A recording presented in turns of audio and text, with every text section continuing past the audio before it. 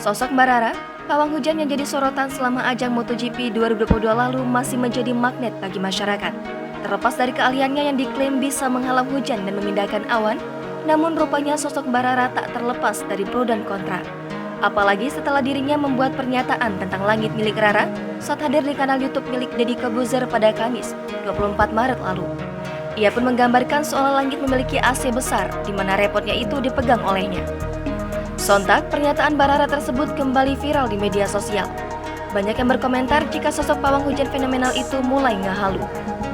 Sebelumnya, sosok Mbak Rara banyak menuai hujatan pasca aksinya yang viral jadi sorotan dunia.